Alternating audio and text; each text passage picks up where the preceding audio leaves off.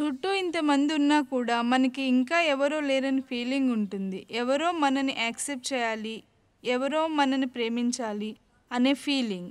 ఈ ఒంటరితనాన్ని, తృప్తి లేనితనాన్ని ఎలా డీల్ చేయాలి? ఒక స్థాయిలో ఎన్నో ప్రశ్నలు ఇలా ఉన్నాయి. నేను దీని నుంచి దాని నుంచి ఎలా ఫ్రీ అవ్వాలి అని. ఇంకో స్థాయిలో మీరు నేను దేనికో ఎవరికో బైండ్ ఎలా అయి ఉండాలి అంటున్నారు. మీరే డిసైడ్ చేసుకోండి.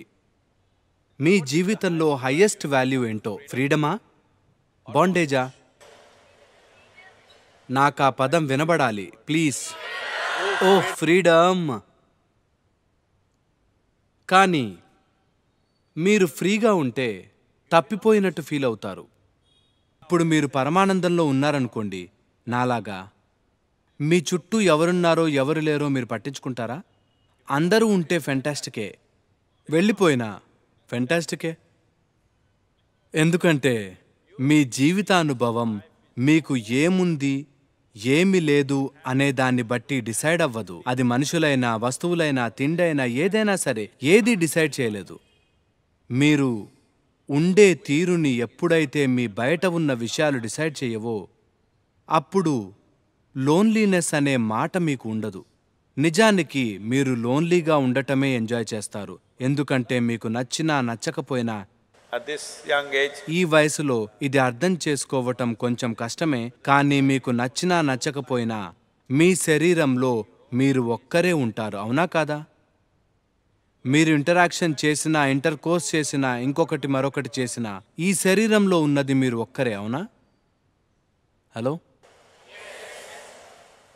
మీరు ఈ అలోన్నెస్ని ఎలా హ్యాండిల్ చేయాలో నేర్చుకోకపోతే మీరు లైఫ్ గురించి ఏమీ నేర్చుకోనట్టే.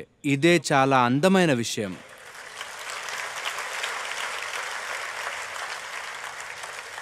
జీవితంలో అందమైన విషయం ఏంటంటే ఎవ్వరూ ఇక్కడికి రాలేరు, ఇది నా స్పేస్ మాత్రమే, అవునా కాదా?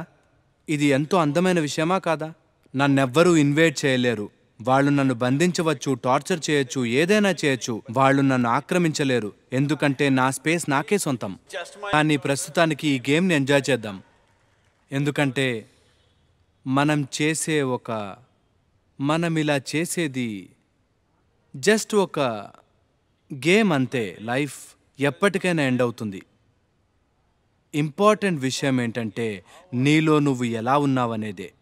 కేవలం మీ అవసరాలు తీర్చుకోవటానికి మీరిక్కడ ఉంటే మీరు చాలా చిన్న జీవితం గడుపుతారు. కానీ మీరిక్కడ ఏ అవసరం లేకుండా కూర్చుని ఏది అవసరమో అది చేస్తే మీరొక మెగ్నిఫిషెంట్ లైఫ్ గడుపుతారు. ఇది నా కోరిక, నా ఆశీర్వాదం. మీరందరూ ఫెంటాస్టిక్ లైఫ్ గడపాలి. అలా జరిగేలా చూసుకోండి.